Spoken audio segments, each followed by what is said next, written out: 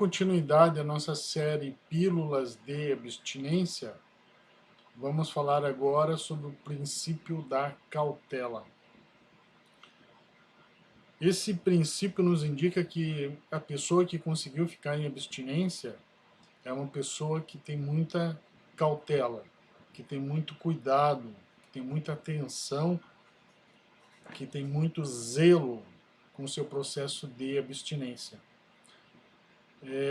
Existem situações de risco que fazem com que a pessoa se exponha de forma desnecessária, né, a esses riscos, podendo gerar ou desencadear uma série de fissuras. Nesses casos, nós temos duas situações, duas formas de exposição a risco, que são a autocolocação em risco e uma heterocolocação em risco. A autocolocação em risco ocorre quando o abstêmio voluntariamente se coloca em risco. A heterocolocação em risco ocorre quando alguém coloca o abstêmio em risco.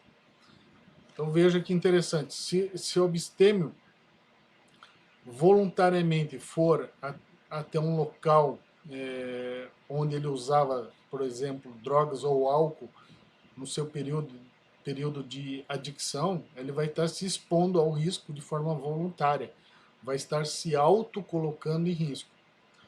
Contudo, se o abstêmio estiver, por exemplo, dentro da sua casa e alguém chamá-lo para conversar, ou algum amigo, ex-amigo, né, da época da adicção, aparecer até a casa dele e lhe oferecer drogas ou qualquer coisa parecida, algo semelhante, né, só para visualizar a situação, nós estaríamos numa heterocolocação em risco, quando alguém coloca o abstêmio numa situação de risco. O princípio da cautela demonstra que quanto maior o tempo de abstinência, mais vezes o abstêmio conseguiu superar essas situações de risco, tanto da autocolocação quanto da heterocolocação. Por óbvio, evitar se colocar em situação de risco é muito importante. Então o abstêmio consegue controlar essa autocolocação em risco. O que ele não tem muito controle é sobre a heterocolocação em risco, quando alguém coloca ele em risco. Então a técnica, mais uma vez, a técnica do evite e procure, né? Evite pessoas, hábitos e lugares da ativa. E procure pessoas, hábitos e lugares que não são da ativa, que são da abstinência. Essa técnica do evite a adicção e procure a abstinência, ela sintetiza no seu âmago, ela sintetiza isso, né? Essa técnica é muito bem-vinda, né? E quanto mais tempo de abstinência a pessoa tiver, mais indícios existem de que ela sabe aplicar essa regra. Então, o princípio da cautela é isso. Aqui no material ainda tem algumas regras que eu coloco no que se refere à extensão do princípio da cautela, né? Que é não se expor à situação de risco, avaliar a real necessidade de se expor a essa situação de risco, expor-se por pequeno tempo e assim sucessivamente. São regras para, se não for possível evitar a autocolocação em risco ou se deparar de uma hora para outra com essa heterocolocação em risco, a pessoa consegue seguir essas regras e tentar evitar danos, né, ao seu processo abstêmio. Então é um princípio muito importante, um princípio que deve ser levado muito em consideração, e é um princípio que indica muita maturidade no processo de abstinência, se for aplicado, né?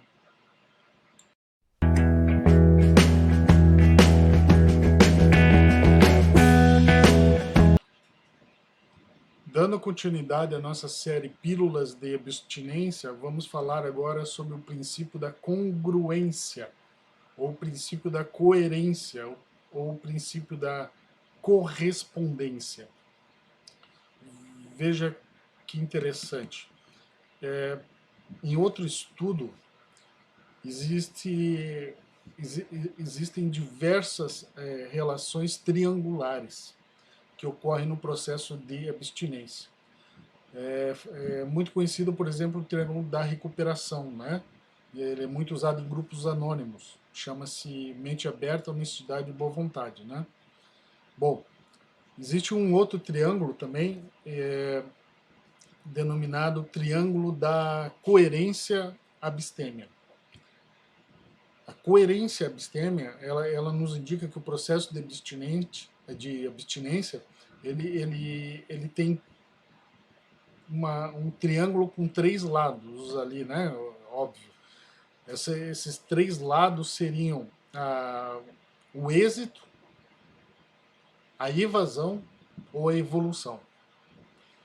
Ou seja, o processo de abstinência, o processo abstêmio, ele pode sofrer uma evasão, que é o retorno da pessoa ao processo de adicção, né? Ele pode sofrer um mero êxito, que seria simplesmente a pessoa não usar drogas ou álcool. E ele ainda pode sofrer uma evolução. Desculpem. Ele pode sofrer uma evolução, que seria o caminhar do processo abstêmio ideal, o hipotético, né? Seria uma evolução consciencial, uma evolução cognitiva, intelectual, emocional do abstêmio. Então, quer dizer, durante o processo de abstinência, podem ocorrer essas 3 situações. O princípio da congruência nos indica que ou você estará na evasão, você terá mero êxito, ou você terá a evolução de acordo com a congruência, de acordo com a coerência das suas atitudes, né? Então, não tem como praticar atitudes da adicção e permanecer num processo abstêmio. E o contrário também é verdadeiro. Não tem como você praticar atitudes abstêmias e permanecer na adicção. É isso que nos indica o princípio da congruência, né? E a ele se relaciona o triângulo da evolução abstêmia, né? O triângulo da coerência do processo de abstinência. Então, o material está disponível para vocês, assim como todos os outros princípios, né? Cada um deles. Mas dá para entender bem que existe uma relação entre o que você pratica e o que você consegue obter durante o processo de abstinência, certo? A cobrança disso, né, desses atos, ela é feita através da responsabilidade. Mais uma vez, vamos adjetivar. Responsabilidade abstêmia. Quer dizer, praticou atos incoerentes com o processo de abstinência, a responsabilidade abstêmia vai cobrar. Ou seja, você vai ser redirecionado cedo ou tarde ao processo de adicção novamente.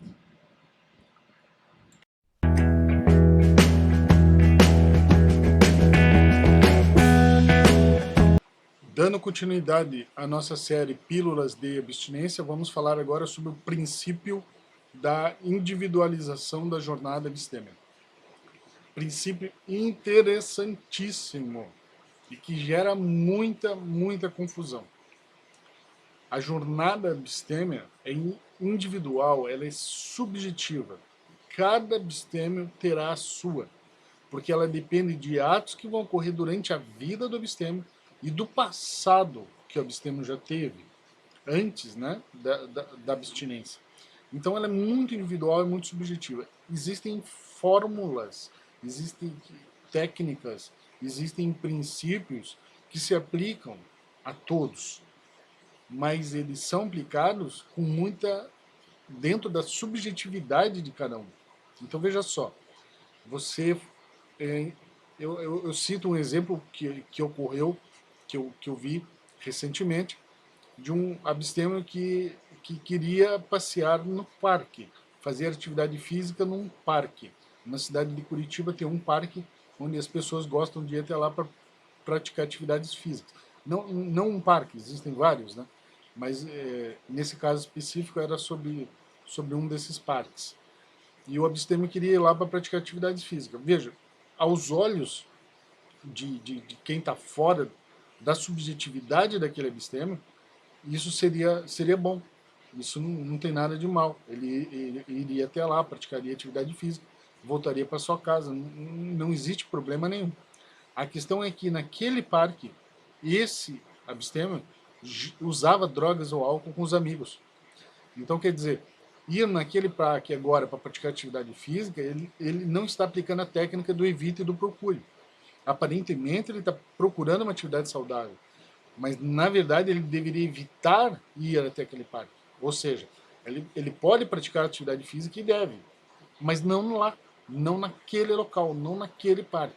Talvez em outro parque, talvez numa academia, talvez de outra forma, mas não lá especificamente, pelo menos nas fases iniciais da abstinência, no abstêmio menor ou no abstêmio mínimo, no menor, no abstêmio maior, nos primeiros anos. Então veja só, esse abstêmio, ele está, na verdade, ele estava dando um jeitinho, né? Criando um mecanismo, se auto-sabotando no seu processo abstêmio. Na verdade, ele não estava indo lá para praticar atividades físicas, mas ele estava se auto-testando se ele poderia praticar atividade física no local que antes ele usava drogas ou álcool. Isso não é recomendado. Então veja que interessante. A técnica do evite e do procure, ela precisa, ela é aplicada, mas dentro da subjetividade de cada um. E não só ela, várias outras técnicas, vários outros princípios, várias outras fórmulas, né, que existem para gerarem abstinência.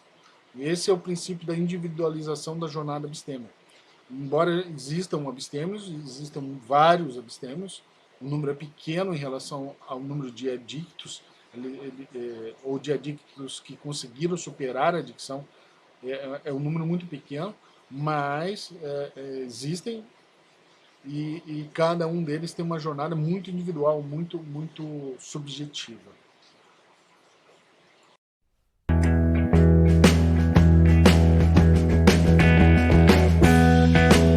Dando continuidade à nossa série Pílulas de Abstinência, vamos conversar agora sobre o princípio da intransferibilidade da responsabilidade pela recaída. Veja só, existe um outro princípio da corresponsabilidade científica parcial, né? A corresponsabilidade parcial de terceiros. Ou seja, os terceiros têm uma certa responsabilidade pela abstinência, mas ela é parcial. E assim como pela recaída também de forma parcial, já que a responsabilidade ela está mesmo no abstêmio. Bom, esse princípio agora indica que existe uma intransferibilidade da responsabilidade pela recaída. Ou seja, me parece que se a abstinência, o principal responsável é o abstêmio, e junto com terceiros ele consegue essa abstinência, me parece que a recaída é responsabilidade exclusiva do abstêmio.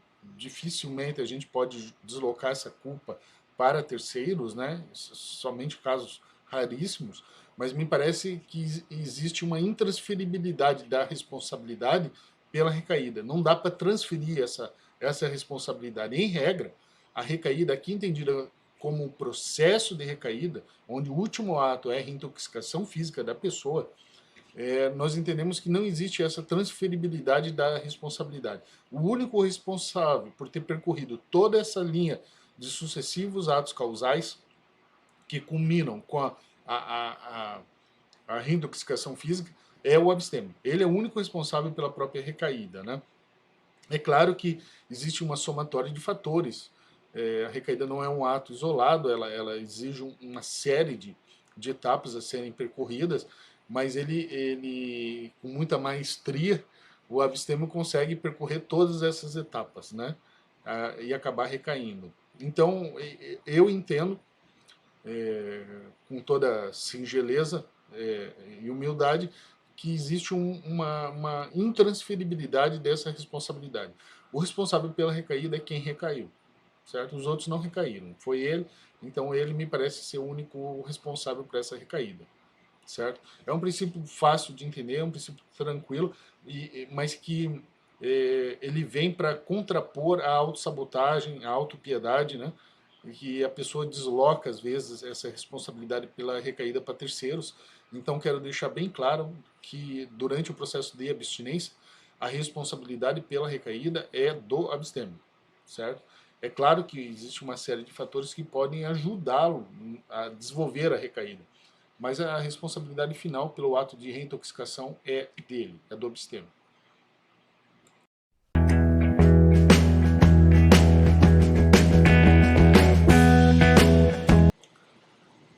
Continuando a série Pílulas de Abstinência, vamos falar sobre o princípio da prudência. Esse é um princípio muito autoexplicativo. O abstêmio que tenha longo período de abstinência, ele provavelmente agiu com muita prudência. Esse princípio ele é importante não só pelo lado positivo, que ele representa a prudência, mas também pelo lado do que ele representa de negatividade, pela imprudência. Quer dizer, o contrário dele significa que o abstêmio está num processo, não necessariamente num processo de recaída, mas pode estar num desvio abstêmio. O processo de recaída é um dos 4 escalões de desvio que existem. O processo de recaída é o primeiro escalão, né? É o desvio de primeiro escalão. O abstêmio imprudente pode estar num desvio de qualquer um dos 4 escalões. A imprudência, ela é cobrada pela responsabilidade abstêmia, né? A teoria da adjetivação. Tudo na abstinência precisa ser adjetivado. Lazer, abstêmio. Atividade física, abstêmia. Profissão, abstêmia. E responsabilidade, abstêmia. A imprudência vai ser cobrada pela responsabilidade abstêmia e pode conduzir a pessoa a um processo de recaída ou mantê-la permanentemente num desvio abstêmio. A prudência, de fato, é um princípio muito importante em todo o processo.